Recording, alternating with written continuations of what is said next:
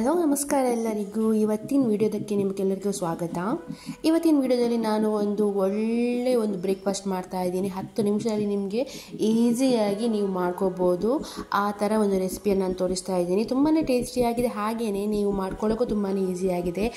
ಜಾಸ್ತಿ ಯಾವ ಐಟಮ್ಸ್ಗಳನ್ನು ಹಾಕುವಂಥ ಅವಶ್ಯಕತೆ ಇಲ್ಲ. ಮನೆಯಲ್ಲೇ ಇರುವಂತಹ ಎಲ್ಲ ಒಂದು ಸಾಮಗ್ರಿಗಳನ್ನು ಹಾಕ್ಕೊಂಡು ಮಾಡುವಂತಹ ಒಂದು ಬ್ರೇಕ್ಫಾಸ್ಟ್ ಆಗಿದೆ. ಸೊ ಇದನ್ನು ಯಾವ ರೀತಿ ಮಾಡೋದು ಅನ್ನೋದನ್ನು ಹೇಳ್ಕೊಳ್ತೇನೆ. ಸೊ ಅದಕ್ಕೂ ಮುಂಚೆ ನೋಡ್ಬೋದು ನಿಮಗೆ ಯಾವ ರೀತಿ ಸಾಫ್ಟ್ ಆಗಿದೆ ಅಂತ ಹೇಳಿ. ಈ ಥರ ನಿಮಗೆ ತೆಳುವಾಗೂ ಮಾಡ್ಬೋದು, ಇದನ್ನು ಬೇಕಾದರೆ ದಪ್ಪಗೆ ಬೇಕಾದರೂ ಮಾಡ್ಕೋಬೋದು, ರೊಟ್ಟಿ ಥರನೂ ಮಾಡ್ಕೋಬೋದು. ಸೊ ಇದನ್ನು ಯಾವ ರೀತಿ ಮಾಡೋದು ಅನ್ನೋದನ್ನು ತೋರಿಸ್ಕೊಡ್ತೀನಿ. ಒಂದು ಮಿಕ್ಸಿ ಜಾರಿಗೆ ನಾನಿಲ್ಲಿ ಸ್ವಲ್ಪ ಬಾಂಬೆ ರವೆ ಹಾಕ್ತಾ ಇದ್ದೀನಿ. ಬಾಂಬೆ ರವಾನೂ ಹಾಕೋಬೋದು, ಚಿರೋಟಿ ರವಾನೂ ಹಾಕೋಬೋದು. ಸೊ ನಾನಿಲ್ಲಿ ಬಾಂಬೆ ರವೆ ಹಾಕ್ತಾ ಇದ್ದೀನಿ. ನೀವು ನಿಮ್ಮ ಮನೆಯಲ್ಲಿ ಎಷ್ಟು ಜನರು ಇದ್ದಾರೆ ಅನ್ನೋದನ್ನು ಕನ್ಫರ್ಮ್ ಮಾಡಿಕೊಂಡು ಅದಕ್ಕೆ ತಕ್ಕಂತೆ ನೀವು ಅಳತೆ ಪ್ರಕಾರ ಹಾಕ್ಕೊಳ್ಳಿ. ಅದ ನಂತರ ಇದಕ್ಕೆ ನಾನು ಸ್ವಲ್ಪ ಅಕ್ಕಿ ಹಿಟ್ಟನ್ನು ಹಾಕ್ತಾ ಇದ್ದೀನಿ. ಅಕ್ಕಿ ಹಿಟ್ಟು ಕೂಡ ಹಾಗೆ ಸ್ವಲ್ಪ ಹಾಕ್ಕೊಂಡಿದ್ದೀನಿ ನಾನು. ನೀವು ಬೇಕಾದರೆ ನೋಡಿಕೊಂಡು, ಜಾಸ್ತಿ ಇದ್ದರೆ ಮನೆಯಲ್ಲಿ ಜಾಸ್ತಿ ಜನ ಇದ್ದಾರೆ ಅಂತ ಹೇಳಿದ್ರೆ ನೀವು ಜಾಸ್ತಿನೂ ಹಾಕೋಬೋದು. ಸೊ ಇವಾಗ ಇದಕ್ಕೆ ನಾನು ಸ್ವಲ್ಪ ನೀರನ್ನು ಹಾಕ್ಕೊಂಡು ಆಮೇಲೆ ಸ್ವಲ್ಪ ನಾನು ಉಪ್ಪು, ಅಂದರೆ ನಿಮಗೆ ರುಚಿಗೆ ತಕ್ಕಷ್ಟು ಉಪ್ಪನ್ನು ಹಾಕೋಬೇಕಾಗುತ್ತೆ. ಉಪ್ಪನ್ನು ಹಾಕ್ತಾ ಇದ್ದೀನಿ ಮತ್ತು ಸ್ವಲ್ಪ ನೀರನ್ನು ಇಲ್ಲಿ ಸೇರಿಸ್ಕೊಂಡು ಚೆನ್ನಾಗಿ ನಾನು ಗ್ರೈಂಡ್ ಮಾಡ್ತಾ ಇದ್ದೀನಿ. ಇದನ್ನು ನೀವು ನೋಡ್ಬೋದು ಯಾವ ರೀತಿ ಗ್ರೈಂಡ್ ಆಗಿದೆ ಅಂತ ಹೇಳಿ ನಾನಿಲ್ಲಿ ತೋರಿಸ್ತೀನಿ. ಸ್ವಲ್ಪ ನೀರು ಹಾಕ್ಕೊಂಡು ನಾನು ಮಿಕ್ಸಿಯನ್ನು ಕ್ಲೋಸ್ ಮಾಡಿಕೊಂಡು ಗ್ರೈಂಡ್ ಮಾಡಿ ನಾನು ಇವಾಗ ತೋರಿಸ್ತೀನಿ ನಿಮಗೆ. ಸೊ ನೀವಿಲ್ಲಿ ನೋಡ್ಬೋದು ಇವಾಗ ಇದು ಗ್ರೈಂಡ್ ಆಗಿದೆ. ಇದನ್ನು ಇವಾಗ ಒಂದು ಪಾತ್ರೆಗೆ ನಾನು ಟ್ರಾನ್ಸ್ಫರ್ ಮಾಡ್ತಾ ಇದ್ದೀನಿ. ಇದನ್ನೊಂದು ಪಾತ್ರೆಗೆ ನಾವು ಟ್ರಾನ್ಸ್ಫರ್ ಮಾಡೋಣ.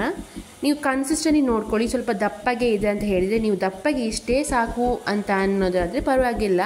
ಇನ್ನೂ ಸ್ವಲ್ಪ ತೆಳು ಬೇಕು ಅಂತ ಅನ್ನೋದಾದರೆ ನೀವು ಇದಕ್ಕೆ ಸ್ವಲ್ಪ ನೀರನ್ನು ಆ್ಯಡ್ ಮಾಡ್ಕೊಳ್ಳಿ. ನೀರನ್ನು ಆ್ಯಡ್ ಮಾಡೋದ್ರ ಜೊತೆಗೆ ಉಪ್ಪನ್ನು ನೀವು ಚೆಕ್ ಮಾಡ್ಕೋಬೇಕಾಗುತ್ತೆ. ಸ್ವಲ್ಪ ಟೇಸ್ಟನ್ನು ನೋಡ್ಕೊಳ್ಳಿ. ಯಾಕಂದರೆ ನೀರು ಹಾಕಿದ ತಕ್ಷಣ ನಿಮಗೆ ಉಪ್ಪು ಸ್ವಲ್ಪ ಸಪ್ಪಗೆ ಅಂತ ಅನಿಸ್ಬೋದು. ಸೊ ಉಪ್ಪನ್ನು ಸ್ವಲ್ಪ ಚೆಕ್ ಮಾಡ್ಕೊಳ್ಳಿ ಇದನ್ನು. ಸೊ ಕನ್ಸಿಸ್ಟೆನ್ಸಿ ನನಗೀಗ ತುಂಬ ದಪ್ಪಗೆ ಇದೆ ಅಂತ ಅನಿಸ್ತು. ಸೊ ಅದಕ್ಕೋಸ್ಕರ ನಾನಿಲ್ಲಿ ನೀರನ್ನು ಸೇರಿಸ್ತಾ ಇದ್ದೀನಿ. ನಿಮಗೆ ಹಾಗೇ ಬೇಕು, ರೊಟ್ಟಿ ಥರ ಏನಾದರೂ ಮಾಡ್ತೀರಾ ಅಂದರೆ ಪರವಾಗಿಲ್ಲ, ಹಾಗೆಯೇ ಮಾಡ್ಕೋಬೋದು. ನನಗೆ ಸ್ವಲ್ಪ ತೆಳ್ಳಗೆ ಬೇಕು ಅನ್ನೋ ಕಾರಣದಿಂದ ನಾನು ಇದನ್ನು ಸ್ವಲ್ಪ ತೆಳ್ಳಗೆ ಮಾಡ್ಕೊಳ್ತಾ ಇದ್ದೀನಿ. ಸೊ ಇವಾಗ ಇದರ ಕನ್ಸಿಸ್ಟೆನ್ಸಿ ನೋಡ್ಬೋದು. ನನಗೆ ಈಗ ಇಷ್ಟು ಸಾಕಾಗುತ್ತೆ, ಇಷ್ಟು ತೆಳು ಇದೆ ಸಾಕಾಗುತ್ತೆ. ಸೊ ಇದಕ್ಕೆ ಇವಾಗ ನಾನು ತುರ್ಕೊಂಡಿರುವಂತಹ ಕ್ಯಾರೆಟನ್ನು ಹಾಕ್ತಾ ಇದ್ದೀನಿ. ತುರ್ಕೊಂಡು ಹಾಕ್ಕೊಂಡು ಚೆನ್ನಾಗಿರುತ್ತೆ. ಕಟ್ ಮಾಡಿದ್ರೆ ಪೀಸ್ ಸಿಗುತ್ತೆ. ಸೊ ಅದು ಬೆಂದು ಹೋಗೋದಿಲ್ಲ. ಸೊ ಅದಕ್ಕೋಸ್ಕರ ಇವಾಗ ನಾನು ಇದಕ್ಕೆ ಕಟ್ ಮಾಡಿರುವಂತಹ ಹಸಿಮೆಣಸು ಮತ್ತು ಈರುಳ್ಳಿಯನ್ನು ಹಾಕ್ತಾ ಇದ್ದೀನಿ. ಹಸಿಮೆಣಸು ನಿಮಗೆ ಬೇಕಿದ್ರೆ ಜಾಸ್ತಿ ನೀವು ಹಾಕ್ಕೋಬೋದು. ನನಗೆ ಖಾರ ಸ್ವಲ್ಪ ಕಮ್ಮಿ, ಸೊ ಆ ಕಾರಣಕ್ಕೋಸ್ಕರ ನಾನು ಸ್ವಲ್ಪನೇ ಹಾಕ್ತಾ ಇದ್ದೀನಿ. ಆಮೇಲೆ ಈರುಳ್ಳಿಯನ್ನು ಹಾಕ್ಕೊಂಡು ಇವನ್ನೆಲ್ಲ ಚೆನ್ನಾಗಿ ನೀವು ಮಿಕ್ಸ್ ಮಾಡ್ಕೋಬೇಕು. ಸೊ ನೀವು ಇಲ್ಲಿ ಈ ಒಂದು ದೋಸೆಗೆ ಬೇಕಿದ್ರೆ ನೀವು ಕೊತ್ತಂಬರಿ ಸೊಪ್ಪು ಮತ್ತು ಕರಿಬೇವು ಸೊಪ್ಪು ಹಾಗೆ ಇನ್ನೇನಾದರೂ ನೀವು ತರಕಾರಿಗಳನ್ನು ಸೇರಿಸ್ಬೋದು. ಅಂದರೆ ನಿಮಗೆ ಆ ಥರ ಎಲ್ಲ ನಾನು ಹೇಳೋದಂದರೆ ಕ್ಯಾಪ್ಸಿಕಮ್ ಕೂಡ ನೀವು ಸೇರಿಸ್ಬೋದು, ಸಣ್ಣಗೆ ಕಟ್ ಮಾಡ್ಕೊಂಡು ಸೇರಿಸ್ಬೋದು, ಏನೂ ಆಗೋದಿಲ್ಲ. ಇನ್ನು ಕೆಲವರು ಟೊಮ್ಯಾಟೊ ಕೂಡ ಸೇರಿಸ್ತಾರೆ, ಸೊ ಸೇರಿಸ್ಬೋದು. ಇವಾಗ ನಾನಿಲ್ಲಿ ಸ್ವಲ್ಪ ಸಕ್ಕರೆ ಹಾಕ್ತಾಯಿದ್ದೀನಿ. ಸಕ್ಕರೆ ಏನಕ್ಕಂದರೆ ಸ್ವಲ್ಪ ಟೇಸ್ಟ್ ಬರಲಿಕ್ಕೆ, ಹಾಗೆ ಅದು ಸ್ವಲ್ಪ ಕೆಂಪಾಗಿ ಫ್ರೈ ಆಗಲಿಕ್ಕೋಸ್ಕರ ನಾನು ನಿಮಗೆ ಇಲ್ಲಿ ಸ್ವಲ್ಪ ಸಕ್ಕರೆಯನ್ನು ಆ್ಯಡ್ ಮಾಡ್ತಾ ಇದ್ದೀನಿ.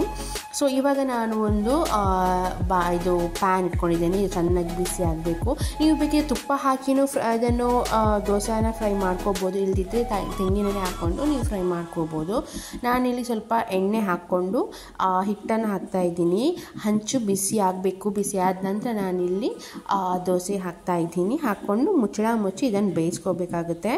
ಸೊ ಎರಡೂ ಕಡೆಯಲ್ಲಿ ನಾವು ಬೇಯಿಸ್ಕೋಬೇಕಾಗುತ್ತೆ. ಚೆನ್ನಾಗಿ ಇದು ಬೇಯ್ಕೋಬೇಕು. ಬೆಂದ ನಂತರ ನಮಗೆ ಇದು ನಾವು ಮಾಡಿರುವಂತಹ ಒಂದು 10 ನಿಮಿಷದ ಬ್ರೇಕ್ಫಾಸ್ಟ್ ಹೇಳಿದ್ರೆ ಅದು ನಿಮಗೆ ರೆಡಿ ಆಗುತ್ತೆ. ತುಂಬಾ ಸಿಂಪಲ್ ಆಗಿದೆ, ಎಷ್ಟು ನಿಮಗೆ ಟೈಮ್ ತಗೊಳ್ಳೋದಿಲ್ಲ. ಈಸಿಯಾಗಿ ನೀವು ಮಾಡ್ಕೋಬೋದು. ಮನೆಯಲ್ಲಿ ರವೆ ಒಂದು ಇಟ್ಟರೆ ಬೇರೆ ಎಲ್ಲ ವಸ್ತು ನಿಮಗೆ ಮನೆಯಲ್ಲಿ ಸಿಗುವಂಥದ್ದು ನಾವು ಯೂಸ್ ಮಾಡುವಂಥದ್ದು, ಇದನ್ನೆಲ್ಲ ಹಾಕ್ಕೊಂಡು ನೀವು ಪಟ್ಟನೆ ಅಂತ ಒಂದು ಬ್ರೇಕ್ಫಾಸ್ಟ್ ರೆಡಿ ಮಾಡ್ಕೋಬೋದು. ಮಾಡಲಿಕ್ಕೂ ತುಂಬಾ ಈಸಿಯಾಗಿದೆ, ತಿಂದ್ರಂತೂ ತುಂಬಾ ಟೇಸ್ಟಿಯಾಗಿದೆ. ನಿಮಗೆ ಬೇಕಾದ ಚಟ್ನಿ ಜೊತೆನೂ ತಿನ್ಕೋಬೋದು ಅಥವಾ ಗ್ರೇವಿ ಜೊತೆನೂ ತಿನ್ಕೋಬೋದು. ಇಲ್ಲ ನೀವು ಹಾಗೆ ತಿನ್ಕೊಳ್ತೀರ ಅಂದರೆ ಹಾಗೇನೂ ತಿನ್ಕೋಬೋದು, ಏನೂ ಇಶ್ಯೂ ಇಲ್ಲ, ನಿಮಗೆ ಚೆನ್ನಾಗಿರುತ್ತೆ. ಸೊ ಮಕ್ಕಳಿಗೆ ಖಾರ ಇಷ್ಟ ಆಗೋದಿಲ್ಲ, ಖಾರ ಬೇಡ ಅನ್ನೋರು ಇಲ್ಲಿ ಸ್ಕಿಪ್ ಮಾಡ್ಬೋದು. ಇವಾಗ ನೀವು ನೋಡ್ಬೋದು ನಾವು ಒಂದು ಸೈಡ್ ದೋಸೆ ಬೆಂದಿದೆ. ಸೊ ನಾವು ಇದನ್ನು ತೆಗೆದು ನೆಕ್ಸ್ಟ್ ಅಂದರೆ ಅದನ್ನು ಮಗುಚಿ ಹಾಕೋಣ. ನೀವು ನೋಡ್ಬೋದು ಕಲರ್ ಯಾವ ರೀತಿ ಬಂದಿದೆ ಅನ್ನೋದು ಚೆನ್ನಾಗಿ ಚೇಂಜ್ ಆಗಿದೆ. ಆಮೇಲೆ ಸಕ್ಕರೆ ಹಾಕೋದ್ರಿಂದ ನಿಮ್ಗೆ ಈ ಥರ ರೆಡ್ ಕಲರ್ ಒಂಥರ ಫ್ರೈ ಆ ಥರ ಬರುತ್ತೆ. ನಿಮಗೆ ಚೆನ್ನಾಗಿ ಟೇಸ್ಟ್ ಒಂದು ತುಂಬ ಚೆನ್ನಾಗಿರುತ್ತೆ. ಸೊ ನೀವು ನೋಡ್ಬೋದು ಯಾವ ರೀತಿ ಒಂದು ದೋಸೆ ನಿಮಗೆ ಕಾಣ್ತಾ ಇದೆ ಅಂತೇಳಿ. ತಿನ್ನಲಿಕ್ಕೂ ನಿಮಗೆ ಚೆಂದ ಒಂದು ಟೇಸ್ಟಿಯಾಗಿರುತ್ತೆ. ನೀವು ಬೇಕಾದರೆ ಇದಕ್ಕೆ ಸ್ವಲ್ಪ ಏನು ಹೇಳ್ತೇವೆ ಅಂತ ಹೇಳಿದರೆ ಲೈಕ್ ತುಪ್ಪ ಮೇಲ್ಗಡೆ ಹಾಕ್ಕೊಂಡು ಆ ಥರ ಎಲ್ಲ ನೀವು ಸರ್ವ್ ಮಾಡ್ಬೋದು. ಬೆಳಿಗ್ಗೆ ಬೇಗನೆ ಎದ್ದು ಕೆಲಸಕ್ಕೆ ಹೋಗೋವರಿಗೆಲ್ಲ ಮನೆಯಲ್ಲಿ ತಿಂಡಿಗಳನ್ನು ಮಾಡಲಿಕ್ಕೆ ತುಂಬಾ ಕಷ್ಟ ಆಗುತ್ತೆ. ಸೊ ಅಂಥವರು ಈ ಒಂದು ರೆಸಿಪಿಯನ್ನು ಕಲ್ತಿಟ್ಕೊಂಡ್ರೆ ನಿಮಗೆ ಬೇಕಾದಾಗ ಪಟ್ಟನೆ ಅಂತ ಮಾಡ್ಕೊಂಡು ತಿನ್ಕೋಬೋದು. ಹಾಗೆ ಮಕ್ಕಳಿಗೂ ನೀವು ಪಟ್ಪಟ ಅಂತ ಮಾಡಿ ಕೊಡ್ಬೋದು. ಸೊ ಇವಾಗ ನೋಡಿ ನಾನಿಲ್ಲಿ ದೋಸೆ ಯಾವ ರೀತಿ ಮಾಡಿದ್ದೀನಿ ಇದೇ ರೀತಿ ನೀವು ಮಾಡಿ ಟಿಫನ್ಗೂ ಮಕ್ಕಳಿಗೆ ಹಾಕ್ಕೊಡ್ಬೋದು. ಮನೆಯಲ್ಲೂ ನೀವು ಈ ಥರ ತಿನ್ನಲಿಕ್ಕೆ ಕೊಡ್ಬೋದು ಇದನ್ನು. ಸೊ ನಿಮಗೆ ತುಂಬಾ ಸುಲಭವಾಗಿ ತುಂಬಾ ಬೇಗನೆ ನಿಮಗೆ ಇದು ಒಂದು ರೆಡಿ ಆಗುವಂತಹ ಒಂದು ಬ್ರೇಕ್ಫಾಸ್ಟ್ ಆಗಿದೆ. ಇದನ್ನು ಮಾಡಲಿಕ್ಕೂ ಈಸಿಯೇ. ಹಾಗೆ ನೀವು ಇದನ್ನು ಅಂದರೆ ಮಕ್ಕಳಿಗೆ ಏನಾದರೂ ಟಿಫನ್ ಬಾಕ್ಸಿಗೆ ಹಾಕಿ ಕೊಡ್ತೀರಾ ಅಂತ ಹೇಳಿದರೆ ನೀವು ಹಾಕಿ ಕೊಡ್ಬೋದು ಇದನ್ನು. ನೀವೇನಾದರೂ ಹೊಸಬರಾಗಿದ್ದರೆ ನನ್ನ ಚಾನಲನ್ನು ಸಬ್ಸ್ಕ್ರೈಬ್ ಮಾಡಿ. ಈ ವಿಡಿಯೋ ನಿಮಗೆ ಇಷ್ಟ ಆದರೆ ಲೈಕ್ ಮಾಡೋದನ್ನು ಮರಿಬೇಡಿ. ಸೊ ನೀವಿವಾಗ ನೋಡ್ಬೋದು ಬ್ರೇಕ್ಫಾಸ್ಟ್ ರೆಡಿ ಆಗಿದೆ. ಸಜ್ಜಿಗೆ ಅಂದರೆ ರವೆ ದೋಸೆ ಅಂತ ಹೇಳ್ಬೋದು. ರವೆ ದೋಸೆ ರೆಡಿಯಾಗಿದೆ. ಹೇಗೆ ಕಾಣ್ತಾ ಇದೆ ನೋಡಿ ನೀವು. ತಿನ್ನಲಿಕ್ಕೂ ತುಂಬಾ ಟೇಸ್ಟಿಯಾಗಿದೆ, ಬಿಸಿಯಾಗಿದೆ. ಹಾಗೆ ಬಿಸಿ ಅಂತಂದರೆ ನಿಮಗೆ ತುಂಬಾ ಟೇಸ್ಟಿಯಾಗಿರುತ್ತೆ. ಮತ್ತು ಇನ್ನೊಂದು ಏನಂತ ಹೇಳಿದ್ರೆ ನೋಡಿ, ನೀವು ನಾನಿಲ್ಲಿ ಸ್ವಲ್ಪ ತೆಳುವಲ್ಲಿ ಮಾಡಿರುವಂತಹದ್ದು. ನಿಮಗೆ ದಪ್ಪಗೆ ಅಂದರೆ ನೀವು ರೊಟ್ಟಿ ಥರ ಏನಾದ್ರು ತಟ್ತೀರಾ ಅಂತ ಹೇಳಿದರೆ ಅಥವಾ ಇದಕ್ಕೆ ಬೇಕಾದ ತೆಂಗಿನಕಾಯಿ ತುರಿಯನ್ನು ಹಾಕ್ಕೊಂಡು ನೀವು ಮಾಡ್ಬೋದು. ತುಂಬಾ ರುಚಿಯಾಗಿರುತ್ತೆ. ತೆಂಗಿನಕಾಯಿ ತುರಿ ಹಾಕ್ಕೊಂಡ್ರೆ ನೀವು ಹಾಗೆಯೇ ತಿನ್ಬೋದು. ನಿಮ್ಗೆ ಇದಕ್ಕೆ ಏನಾದರೂ ಸೈಡ್ ಡಿಶ್ ಬೇಕನ್ನೋಂಥ ಅವಶ್ಯಕತೆನೇ ಇಲ್ಲ. ಅದು ಚಟ್ನಿ ಜೊತೆ ತಿಂತೀರಾ ಅಂತೇಳಿ ಚಟ್ನಿ ಜೊತೆನೂ ತಿನ್ಬೋದು. ಇವಾಗ ಮಾರ್ಕೆಟ್ಗಳಲ್ಲಿ ನಿಮಗೆ ತೆಂಗಿನಕಾಯಿ ತುರಿ ಬರ್ತದೆ, ಒಂದು ಪೌಡ್ರ್ ಸಿಗುತ್ತೆ ನಿಮಗೆ ತೆಂಗಿನಕಾಯಿ ಪೌಡರ್ ಅಂತೇಳಿ. ಅದನ್ನು ಹಾಕ್ಕೊಂಡು ಮಾಡ್ಬೋದು ಫ್ರೆಂಡ್ಸ್.